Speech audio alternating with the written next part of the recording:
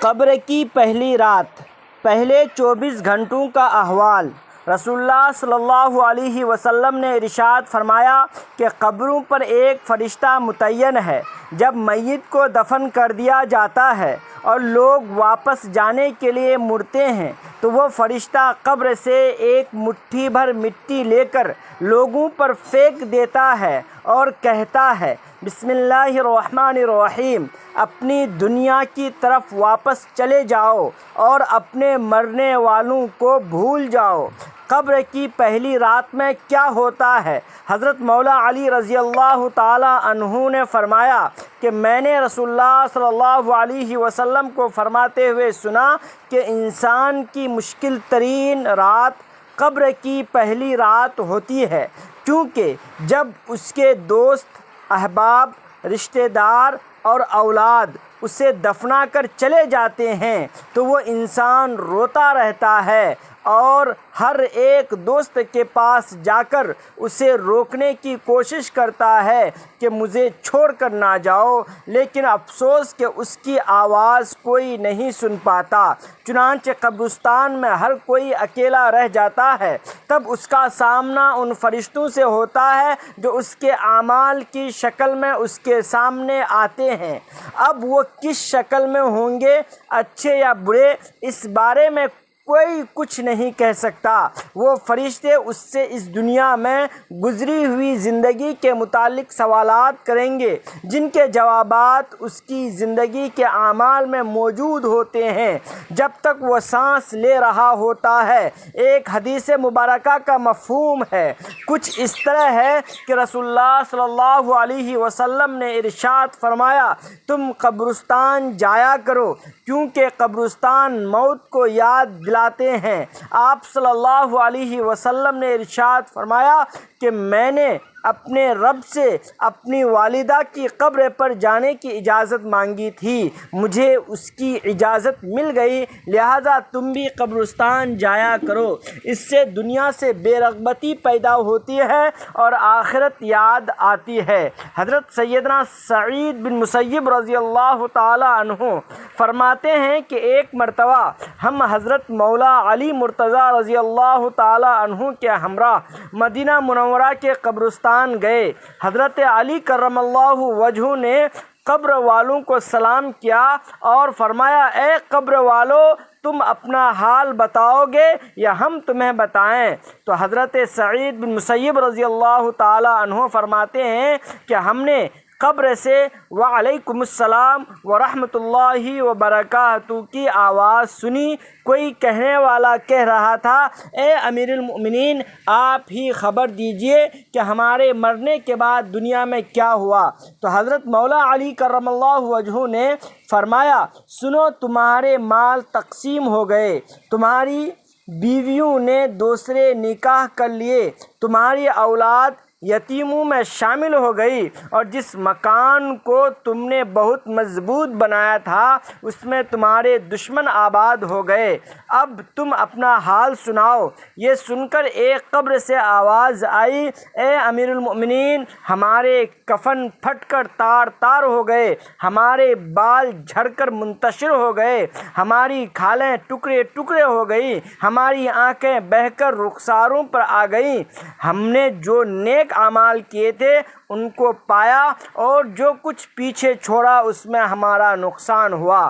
قبر میں اعمال کا استقبال، جب مردے کو قبر میں رکھا جاتا ہے تو اس کی نماز اس کے دائیں جانب آ کر کھڑی ہو جاتی ہے، روزہ بائیں طرف کھڑا ہو جاتا ہے، قرآن مجید کی تلاوت اور اللہ تبارک و تعالیٰ کا ذکر سر کی طرف آ کر کھڑا ہو جاتے ہیں، اور جماعت کے ساتھ نماز پڑھنے کے لیے جو قدم چلے ہیں وہ پاؤں کی طرف کھڑے ہو جاتے ہیں۔ اس وقت عذاب قبر اپنی گردن نکالتا ہے اور مردے تک پہنچنا چاہتا ہے۔ اگر وہ دائیں طرف سے آتا ہے تو اس کی نماز کہتی ہے، پڑے ہٹ، خدا کی قسم، یہ شخص دنیا میں بہت مشقت اور مصیبت اٹھاتا رہا، ابھی ذرا آرام سے سویا ہے، پھر عذاب بائیں طرف سے آنا چاہتا ہے تو روزہ اسے اسی طرح ہٹاتا ہے، پھر وہ سر کی طرف سے آتا ہے تو تلاوت قرآن اور ذکر الہی اسے روک دیتے ہیں۔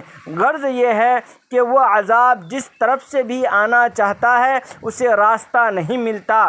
یہ اس وجہ سے ہے کہ اللہ تبارک و تعالیٰ کے اس بندے نے اپنی زندگی میں دنیا کے اندر رہ کر یہ عبادتیں کی تھی، لہذا وہ عذاب عاجز اور کمزور ہو کر واپس چلا جاتا ہے۔ اس کے بعد صبر جو ایک کونے میں کھڑا ہوتا ہے، عبادتوں سے کہتا ہے میں تو اس انتظار میں تھا کہ اگر کسی طرف کی عبادت میں کچھ کمی ہو تو میں اس کی طرف ہمدردی کروں گا، مگر الحمدللہ تم نے مل کر اسے دفع کر دیا، لہذا اب میں اعمال کے ترازو میں اس کے کام آؤں گا۔ منکر و نکیر کا آنا قبر میں دو فرشتے جن کو منکر نکیر کہا جاتا ہے آتے ہیں۔ ان کی آنکھیں بجلی کی طرح چمکتی ہیں اور آواز بادل کی گرج کی طرح ہوتی ہے، اس کے دانت گائے کے سینگوں کی طرح باہر کو نکلے ہوتے ہیں، ان کے منہ سے آگ کی لپٹیں نکلتی ہیں، بال اتنے لمبے ہوتے ہیں کہ پاؤں تک لٹکتے ہیں اور ان کے ایک کندھے سے دوسرے کندھے کا فاصلہ اتنا ہوتا ہے کہ کئی دن چل کر بھی ختم نہ ہو۔ مہربانی اور نرمی ان کے پاس سے بھی نہیں گزرتی، لیکن سختی کا معاملہ وہ مومنوں کے ساتھ نہیں کرتے۔ بہرحال ان کی ایسی ڈراؤنی شکل و صورت کی حیت ہی کیا کم ہے۔ ان دونوں کے ہاتھ میں ایک بہت بڑا لوہے کا ہتھوڑا ہوتا ہے جسے اگر تمام دنیا کے جن و انس مل کر اٹھانا چاہیں تو اٹھانا تو درکنار اسے ہلانا بھی نہیں سکتا، اور اگر مردے سے کہتے ہیں بیٹھ جا، مردہ ایک دم اٹھ کر بیٹھ جاتا ہے اور اس کا کفن اس کے سر سے نیچے سرک جاتا ہے۔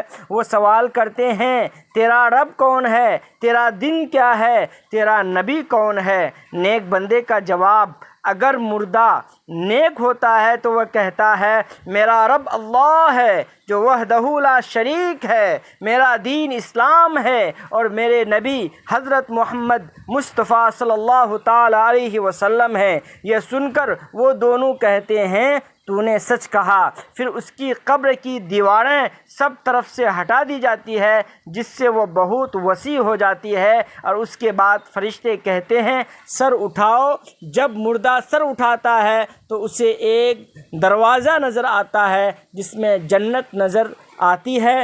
فرشتے کہتے ہیں اے اللہ کے دوست، وہ جگہ تیرے رہنے کے لیے ہے، اس وجہ سے تم نے اللہ تبارک و تعالیٰ کی اطاعت اور فرما برداری کی ہے۔ حدیث مبارکہ میں آتا ہے جس کا مفہوم کچھ اس طرح سے ہے کہ رسول اللہ صلی اللہ علیہ وسلم نے فرمایا قسم ہے اس ذات پاک کی جس کے قبضے میں میری جان ہے، یہ کہ مردے کو اس وقت ایسی خوشی ہوتی ہے جو کبھی ختم نہیں ہوگی۔ اس کے بعد فرشتے کہتے ہیں اپنے پاؤں کی طرف دیکھ۔ جب وہ دیکھتا ہے تو اسے دوزخ کا دروازہ نظر آتا ہے جس سے دوزخ کا حال نظر آتا ہے۔ فرشتے کہتے ہیں اے ولی اللہ، تو نے اس دروازے سے نجات پالی، تو اس وقت بھی بندے کو اس قدر خوشی ہوتی ہے جو کبھی ختم نہیں ہوگی۔ تو ناظرین، اس کے بعد اس کی قبر میں 70 دروازے جنت کے کھول دیے جاتے ہیں جس سے وہاں کی ٹھنڈی ہوا اور خوشبوئیں آتی رہتی ہیں اور وہ قیامت تک ان بہاروں میں رہتا ہے۔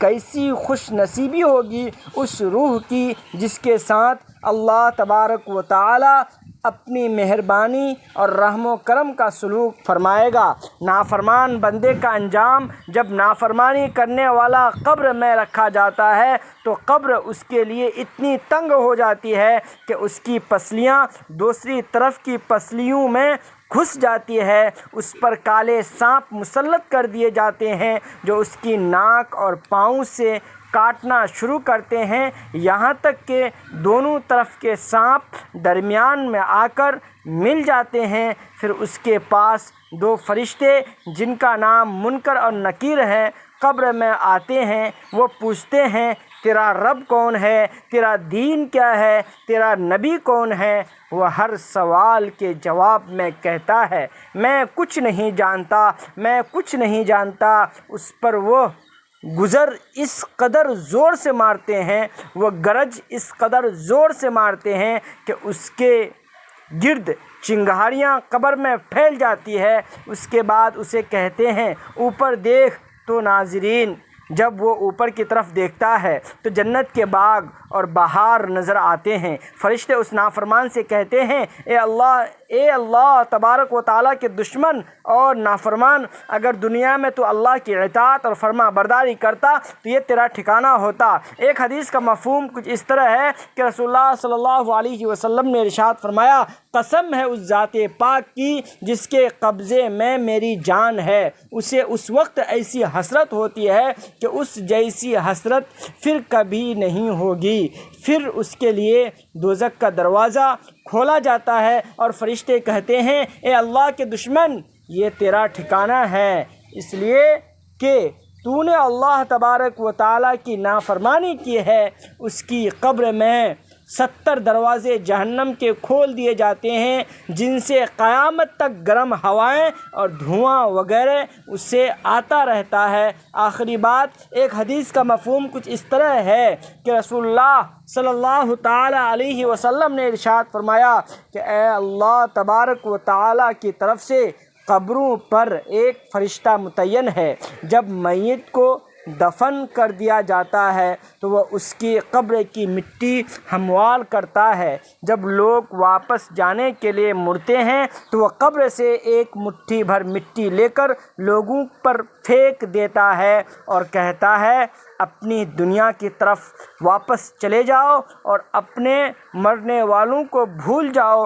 اللہ تبارک و تعالی ہمیں نیک اعمال کرنے کی توفیق عطا فرمائیں اور ہمارا خاتمہ ایمان پر فرمائیں، آمین۔ ناظرین کرام، کمنٹ باکس میں اللہ تبارک و تعالیٰ کے 99 ناموں میں سے کوئی ایک نام ضرور کریں، اور چینل پر نئے ہیں تو چینل کو بھی سبسکرائب کرنا نہ بھولیں۔ جزاک اللہ۔